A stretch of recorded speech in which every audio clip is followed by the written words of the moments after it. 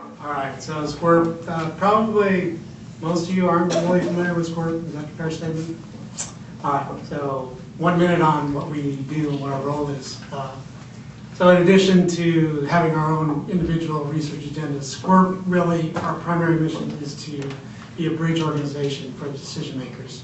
We get these folks, both dischargers and regulators, together in the same room, figure out what the most pressing issues from environmental quality standpoint goes, and then we design and direct that research to address these questions. So we have a direct link to the management community, which is a little bit unique. So persistent contaminants is something I've been studying for 20 plus years. Some of this talk will go a little bit beyond persistent contaminants, but since we're talking about marine mammals, this is really the biggest concern in terms of chemical contamination. So let me see if I can get this. Okay, so before I forget, a lot of this work was supported by several folks. We're funded by the Packard Foundation to look at predicting the future, what kinds of contaminants we should be interested in coastal marine ecosystems. We work very closely with the State Water Board in terms of helping them decide and prioritize which contaminants we need to be worried about. Dave talked about collaboration. What I'm going to do for this talk is really focus on two projects that we worked on. One was completed, one is ongoing. And then I'll also highlight some more collaborations that we have planned in the future with many folks in the room. We work with academia, we work with the government, we work with anybody who is interested and can bring something to the table. Okay, so our burning questions, really what I'm here and my staff are here to do is to, again, provide guidance, science-based guidance for the management community. What do we need to be concerned about? What do we need to start looking at in marine resources, including marine mammals? And the whole list of chemicals that we look at now is probably 100, maybe 200. You know, in reality, there's 10,000, there's thousands of chemicals out there, and we need to wade through that list of chemicals to see which ones we need to focus on. Key sentinel species, obviously marine mammals are at the top, or at or near the top of the marine food web. So we know a little bit about the classes of chemicals that we should be concerned about. And certainly some of our coastal animals are key in determining what the impact of the ocean is. Related to that is not only what, but how much is bad. And that's a huge question. That's a huge question that deserves a lot of attention, and there aren't a whole lot of answers, especially when we start combining individual chemicals into a big contaminant mixture that it's very hard to put our hands around.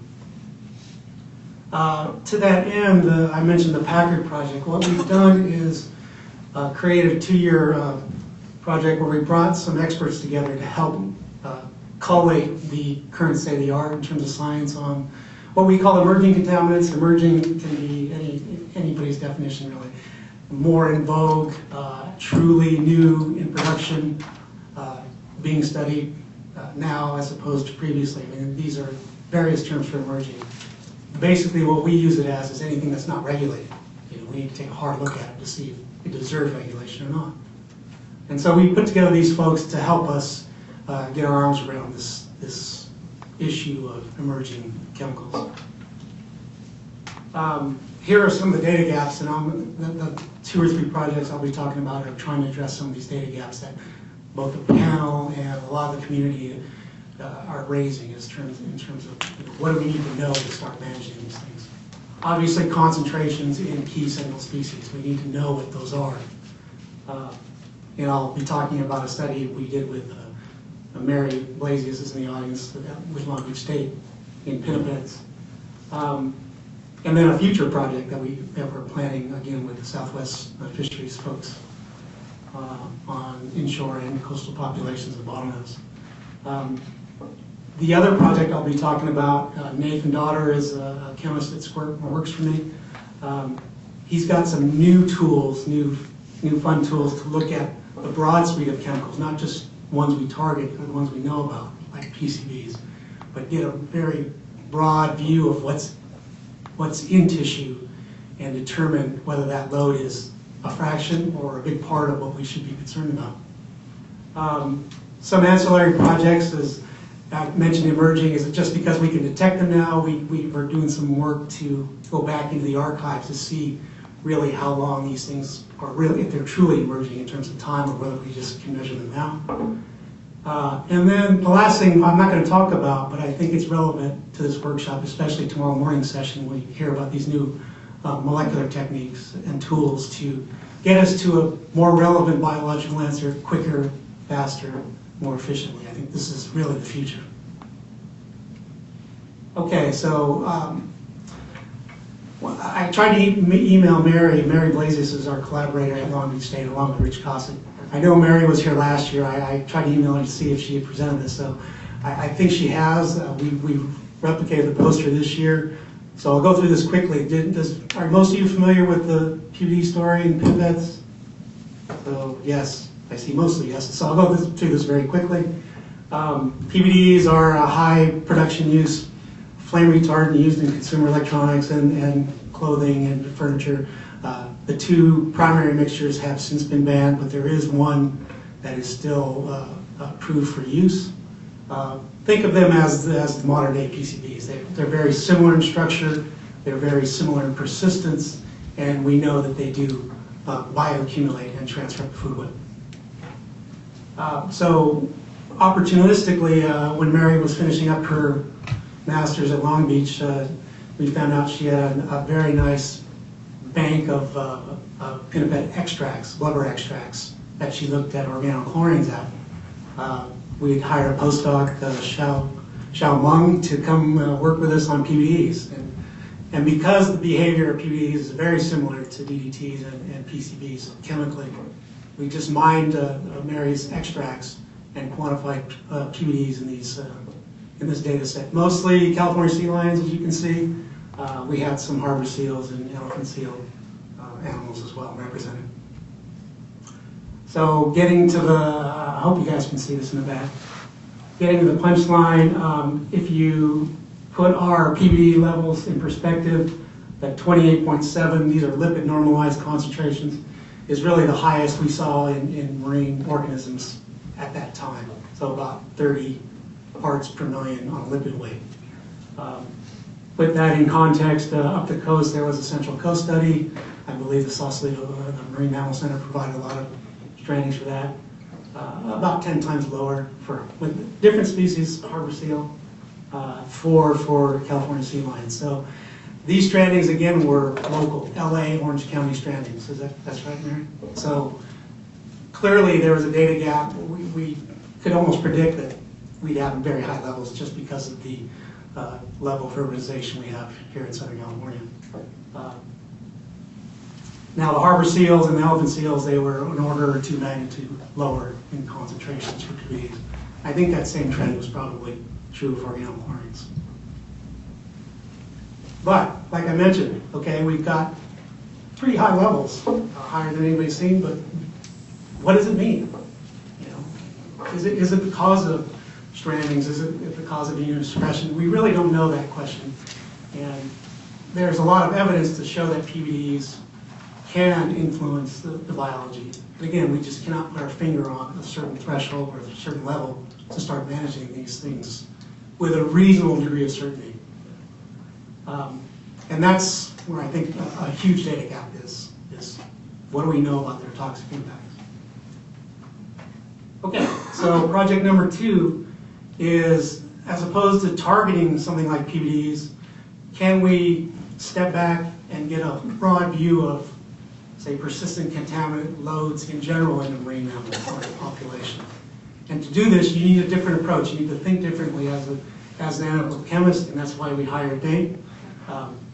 Nate has some experience in what we call untargeted or broad scan analysis. It's basically a special GCMS where, as opposed to predetermining what you're looking for, you run a broad scan on a mass spec and you get a lot of peaks, and that's where sort of the challenges lie. Can we identify all the different compounds that might be in these certain peaks. And so the basic way, Nate has a poster, I'm not going to get into details in this session. Please go see his poster if you're interested in the technology. Basically, we resolve co-eluting peaks so we can get a clean mass spectrum of each of those compounds, giving us a better, much more confidence in what they really are. Some of the targeted compounds that we're all familiar with, and you'll see some interesting results to see what we see when we do untargeted, in addition to these compounds. Here's a plot of, this is a blubber sample from an East Coast dolphin. A lot of peaks. I think there were something like 230 or 250 peaks that we could identify their mass spectrum and their structure on. And here's some of the classes. In the red are PCBs. The PBDs that we talked about there are in pink. But there's a whole host of other compounds that aren't related to these synthetic regulating compounds. So what are there? Here's one class at the bottom, if anybody can see that, chlorinated styrene. These are, I think they're a high production volume chemical used in commerce. But as far as I know, they're not regulated anywhere in the world, perhaps in the Great Lakes. But this is a class that nobody really focuses on, even though their properties are very similar to the other classes. In addition, some of those gray points in that last chart are not synthetic. Okay, we've got synthetic BDE here on the left. We've got what we pretty sure is a natural byproduct here on the right.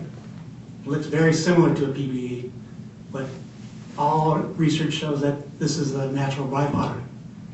And the similar structure means it's going to behave similarly in the mammal and probably have the same kind of toxicological impacts. So this means a lot in terms of can we regulate natural compounds? Obviously, that's a very much more difficult thing to do. But we need to know the total amount of stressors in these animals and where they come from. So to summarize the untargeted analysis, it helps us get the total load of these persistent contaminants, not just the ones that we know about. And there are plenty that we don't have a lot of information on. And that's important from the stress. When an organism really is not going to care whether it's something synthetic or natural if it has the same structure.